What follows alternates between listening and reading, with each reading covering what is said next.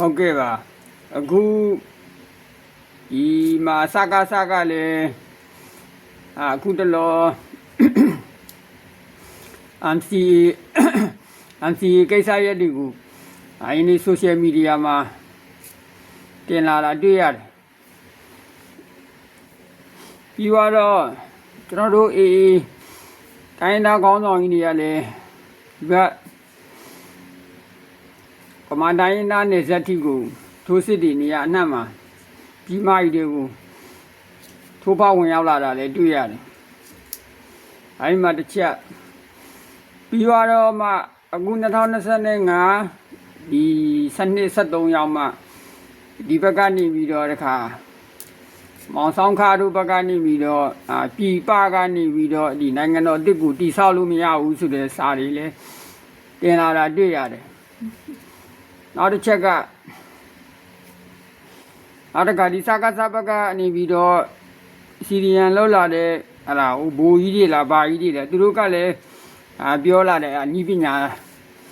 ယနေ့ကျွန်တော်တို့ရဲ့စစ်ပွဲတွေဆိုတာနီးပညာစစ်ပွဲတွေဆိုတာကိုပြောလာတယ်ဒီကိစ္စတွေကိုအခြေခံပြီးတော့ပြောရမယ်ဆိုရင်ကျွန်တော်တို့ကအစဒေါ်လာရေး2021ပြီးသွားတော့ဒီဘက်2022 2023မှာအမျိုးsocial media မှာချပြလာခဲ့တယ်ချပြလာတဲ့အခါကျတော့ကျွန်တော်တို့ချပြလာတာဒီဘယ်သူတွေမှတိမှမပြုဘူးဘာဖြစ်လို့တိမှမပြုလဲဆိုတော့ဒီဘက်က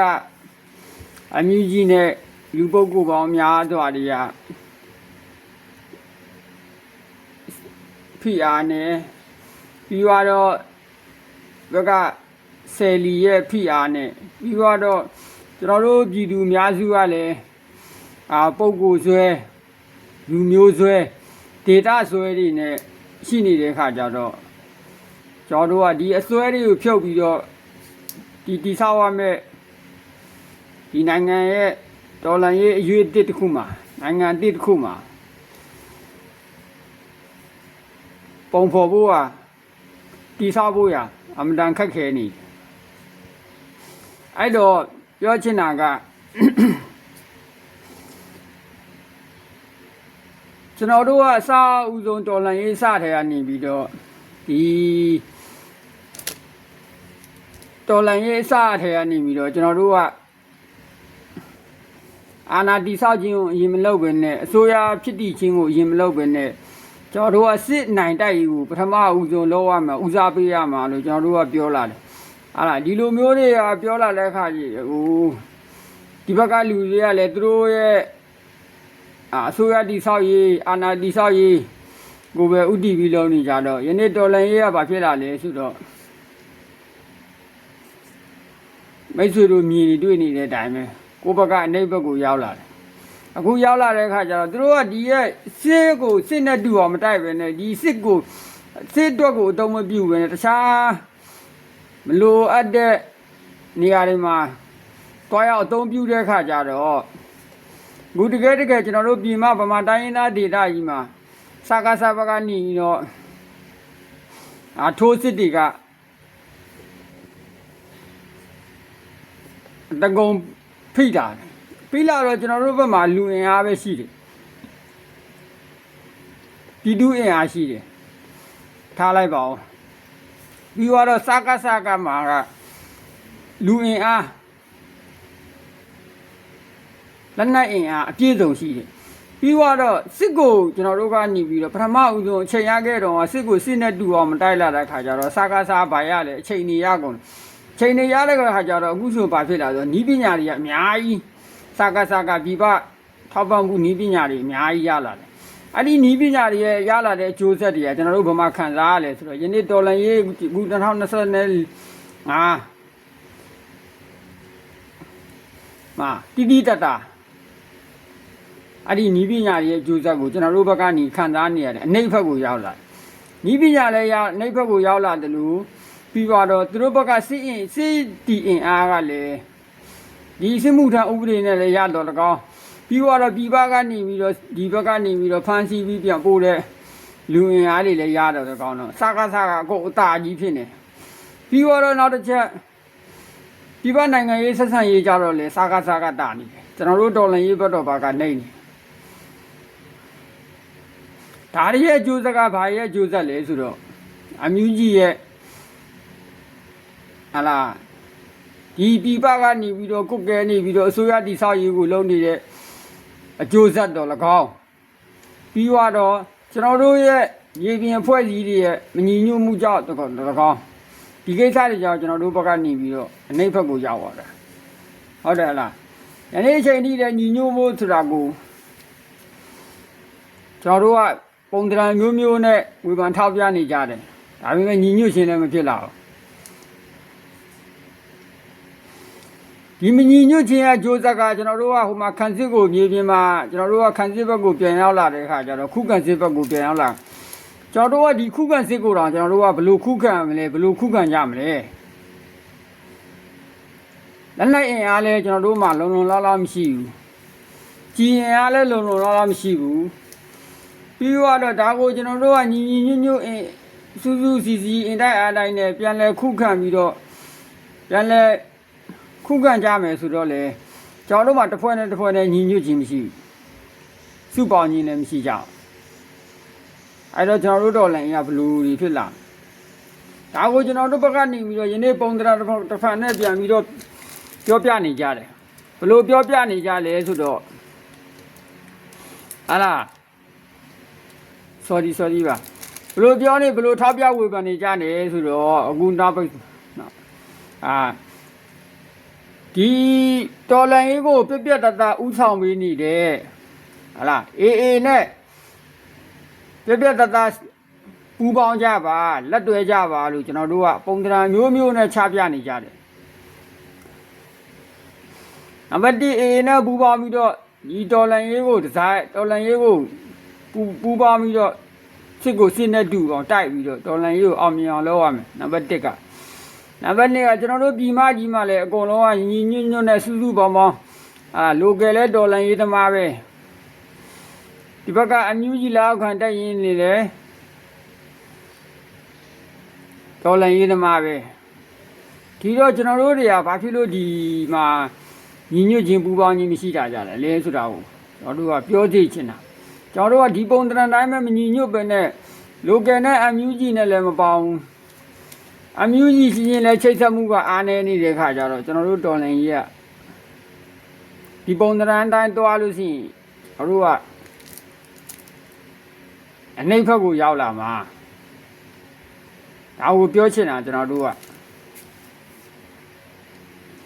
ဒါကိုခင်ဗျားတို့ဒီချိန်นี้ဒီနေ့အထိကိုတစ်ဖွဲ့နဲ့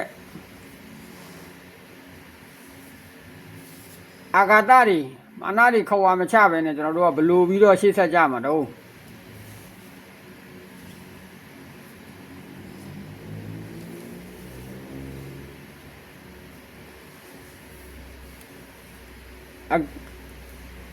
ကဲ၍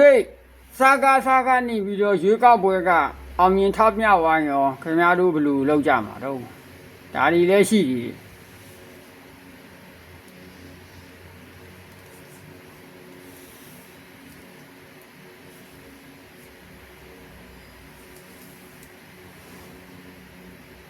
ဒီကကျွန်တော်တို့တွေကအခုလက်ရှိမာပြည်မကြီးမှာlocal ရော PDF ကိုပူပေါင်းပြီးတော့ AA နဲ့ချိတ်ဆက်ပူပေါင်းပြီးတော့တော်လန်ယူစစ်ကိုစစ်နဲ့တူအောင်တိုက်ပြီးတော့တော်လန်ယူအောင်မြင်အောင်ဆုံးဖြတ်ကမှာဒီနေရာမှာ local နဲ့အမျိုးကြီးလောက်ခံတက်ရင်လည်းမပေါင်းနိုင်တာလေဘာကြောင့်မပေါင်းနိုင်တာလဲဆိုတဲ့အဖြေရလေဒီအမျိုးကြီးလူအဖွဲ့အစည်းရဲ့ကန်တက်ချက်တွေကြောင့်မပေါင်းနိုင်လို့မပေါင်းနိုင်တော့ဒီဖြစ်သွားတာလို့မြင်နေရတယ်ကျွန်တော်တို့ဒီလိုပဲမြင်နေရတယ်လीဒါတွေကိုကျွန်တော်တို့ဘယ်လိုလုပ်ကြမှာတော့ရှေ့ဆက်ဘယ်လိုလုပ်ကြမှာပြီးတော့မှအခုလက်ရှိကအခုဒီ10လပိုင်းနဲ့ရောက်မှဒီဘက်ကနေပြီးတော့တစ်ချိန်လုံးကအမျိုးကြီးလူဖွဲ့စီနဲ့ဟာလားဒီမှာပူပေါင်းပြီးတော့လှုပ်ဆောင်နေတဲ့ဒီမောင်ဆောင်ခါတို့ဆိုတာလေယနေ့ဒီ2025 10လပိုင်းရောက်ကြမှာပုံသဏ္ဍာန်တစ်မျိုးထွက်ပြောလာတာကိုမြင်နေရတယ် ဘလို့မြင်လာရလဲဆိုတော့သူ့ရဲ့ social media မှာတင်လာတာဘလို့တွေ့နေရလဲဆိုတော့ဟလားဒီပြည်ပကနေပြီးတော့ဒီနိုင်ငံတော်အစ်စ်ကိုတိဆောက်လို့မရဘူးဆိုတာကိုဝေဖန်ထောက်ပြလာတာမြင်ရတယ်โอเคဒါကိုလက်ခံကြိုဆိုပါတယ်အားပေးပါတယ်ဒါဆိုလို့ရှိရင်ခင်ဗျားတို့ကနေပြီးတော့ဒီပြည်ပကနေပြီးတော့ဒီနိုင်ငံတော်အစ်စ်ကိုတိဆောက်လို့မရဘူးဆိုရင်ခင်ဗျားတို့ကိုယ်တိုင်လည်းပြက်ပြက်တတနဲ့ဒီဘက်ကတိုင်းရင်းသား EAO တို့နဲ့ပြက်ပြက်တတရက်တည်ပြီးတော့ဒီရက်တော်လှန်ရေးနိုင်ငံတော်အစ်စ်တစ်ခုကိုပြက်ပြက်တတတိဆောက်ပေးဖို့လိုတယ်လေဒါတွေကပြည်သူတွေမျှော်လင့်နေတဲ့လက်ရှိပကတိရှိတရားပဲလေလက်ရှိဒီအမျိုးကြီးဆိုတဲ့လူဖွဲ့စည်းရဲ့ဥဆောင်မှုတွေလေခမားတို့ကိုယ်တိုင်လည်းမြင်တွေ့နေရတာပဲမြင်တွေ့နေရရင်လက်ရှိအကောင်းဆုံးဥဆောင်မင်းနေတဲ့ဒီအရာကိုခေါင်းဆောင်ကြီးတွေနဲ့ညာတို့တိကျပြတ်သွားတာဥဆောင်ပေးဖို့လိုအပ်လာပြီလေခမားကိုယ်တိုင်ထောက်ပြလာပြီဆိုတော့ခမားလည်းပြတ်တသားတို့နဲ့ပူပေါင်းဆောင်ရွက်ပြီးတော့တော်လှန်ရေးကိုပြတ်တသားရက်တီပေးဖို့လိုအပ်လာပြီလို့ကျုပ်တို့လည်းမြင်နေရပြီဒီလိုလဲပြပြတတလုံးစီခြင်းလို့လဲထပ်ဆင့်ပြီးတော့တိပေးလိုက်ပါတယ်ဒါကဆောင်းခဘက်ကဟာပြောပြတာဒီဆောင်းခပြပြတတရက်တီပေးမယ်ဆိုကျုပ်တို့လည်းဝန္တာကျူစုလက်ခံပါတယ်အားပေးပါတယ်ပြီးတော့ဒီဘက်ကအခုဒီဘက်ကမှာ social media မှာအခုတွေ့လာတာဒီဘက်က CTN ဝင်လာတာတဲ့ဒီဘက်ကဘိုးကြီးလားဘိုးမူးကြီးတွေလားပါလာတော့မသိအခုကျမှသူကဒီဘက်ကင်းပြည်နယ်တောင်ပိုင်းဘက်ကိုဆင်းသွားတဲ့ခါကျတော့တဲ့ဒီဘက်ကရဲဘော်တွေရဲ့စစ်ဒေတာတိုက်ပွဲဖြစ်နေတဲ့အနီးဆက်ဆုံးဒေတာမှာသူတို့ရောက်သွားတယ်ရောက်သွားတဲ့ခါကျတော့ရဲဘော်တွေကဘယ်လိုပြောလဲဆိုတာကိုသူတို့ရဲ့ social media မှာသူကပြန်ပြီးတော့တဆင့်ပြောပြတယ်ယနေ့ကျွန်တော်တို့လုပ်နေတဲ့တော်လှန်ရေးကနီးပညာတော်လှန်ရေးဖြစ်သွားပြီလေကျုပ်တို့ပြောလာတာလည်းကြာပြီလေခင်ဗျားတို့ကိုယ်တိုင်လည်းဒီ social media သုံးတာရေးလက်ခေတ်ကြီးကဘာခေတ်ကြီးလဲနီးပညာခေတ်ကြီးဒီနီးပညာခေတ်ကြီးမှာကျုပ်တို့ကတစ်ချိန်လုံးကဒီစကားစားတွေနီးပညာတွေကိုနိုင်ငံခြားကနေပြီးတော့ဆက်သွယ်မရအောင်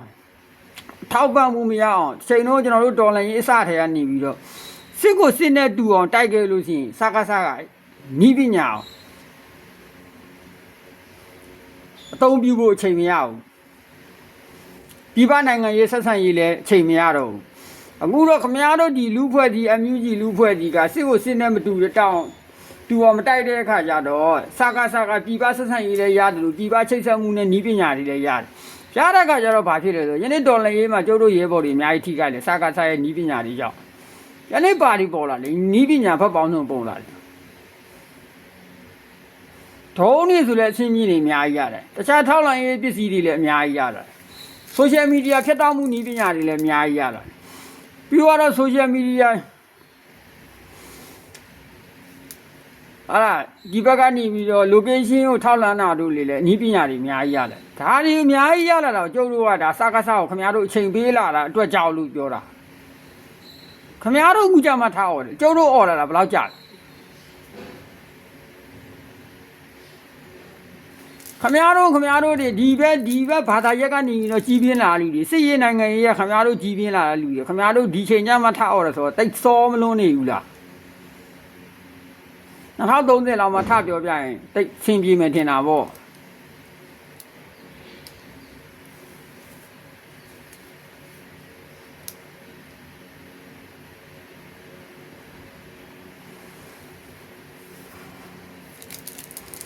လင်းတော်လန်ရေးရပါလေဆိုတော့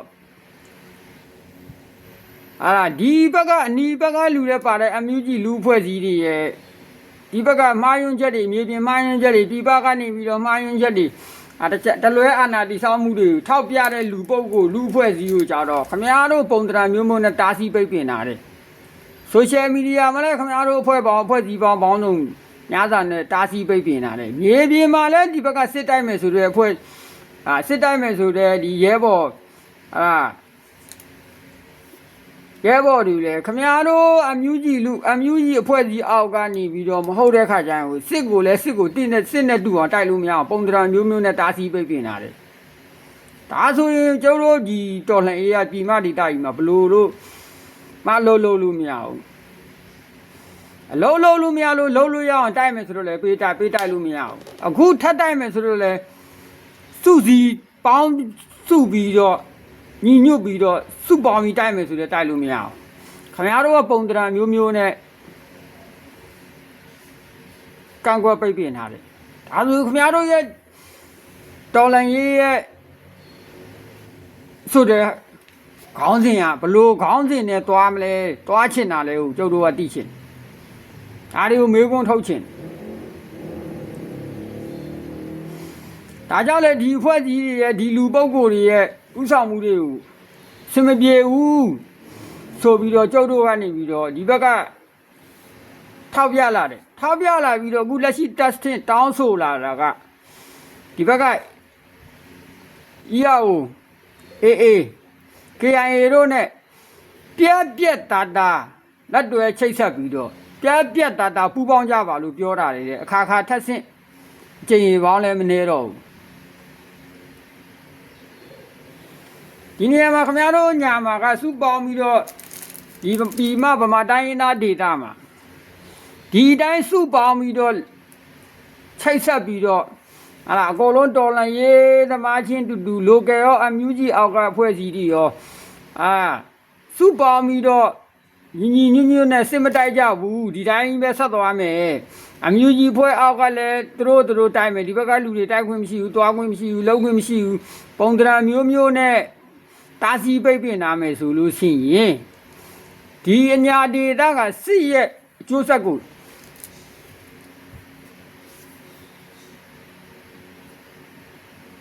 တော်ခံစားရမယ်ဒီစာကစားရဲ့စစ်ရဲ့ဖိတဲ့ဒဏ်အကျိုးဆက်ကိုတော်ခံစားရမယ်ဒါကြောင့်လေအဲ့လိုမခံစားအောင်လို့ကျုပ်တို့ကဒီလိုမျိုးမုန်းခံပြီးတော့ပြောနေရတာညီညွတ်နဲ့စုပေါင်းပြီးတော့လောက်ကြပါကင်ကြပါတိုက်ကြပါတော်လှန်ကြပါလို့ပြောချင်တာလိုကယ်လဲတော်လှန်ရေးတမအမျိုးကြီးဖွဲ့စည်းလဲတော်လှန်ရေးတမဒါကိုကျုပ်တို့ရဲ့ဘုံရင်မှန်းချက်ကတော်လှန်ရေးလဲလို့တော်လှန်ရေးလဲလို့သူစုစီနဲ့ညီညွတ်နဲ့စုပေါင်းပြီးတော့လောက်ကြပါကင်ကြပါဒီလိုမျိုးမလုပ်ရင်ကျုပ်တို့မှာရှိတဲ့အင်အားလေးကလူအင်အားပဲရှိတယ်လက်နက်အင်အားလည်းစုံလင်းမရှိဘူးမရှိတဲ့အခါကျတော့စုပေါင်းပြီးလောက်ကြပါဒါမျိုးမလုပ်လို့ရှိရင်စကားစားရဲ့ဖိအားနဲ့ကျုပ်တို့အညာဒေသမှာကြေမောခံစားရမှာဒါကိုပြောချင်တာဒါကြောင့်လေခင်ဗျားတို့တွေညီနဲ့စုပေါင်းပြီးလောက်ကြပါလို့ယောကနေပြီးတော့ယခုလိုမျိုးဒီပို့ကိုထပ်တင်လိုက်တာဒီနေရာမှာထပ်ဆင့်ပြောချင်တာကဒီဘက်ပြည်တွင်းမှာရှိတဲ့ဒီဘက်ကနေပြီးတော့ယနေ့ချိန်ကာလမှာပြည်တွင်းမှာရှိတဲ့ကျွန်တော်တို့ UG ဖွဲ့တွေကလည်းတူတိတ်နဲ့နေကြပါဖြစ်နိုင်မယ်ဆိုလို့ရှိရင် UG ပွဲတွေကိုတော်ရောင်ထိမ့်တိတ်နဲ့လုပ်ကြပါဒီဘက်ကစကားဘက်ကလူတွေကထောက်လန်းရေးတွေကနေရာတိုင်းမှာလည်းရှိနေသူတို့ဒီဘက်က social media ထောက်လန်းရေးတွေလည်းရှိတယ်မြေပြင်ထောက်လန်းရေးတွေလည်းရှိတယ်နီးပညာလည်းဘက်ပေါင်းစုံစကားမှာရှိနေပြီဒီတော့ကြောင့်ကျွန်တော်တို့ပြည်တွင်းက local တွေကနေပြီးတော့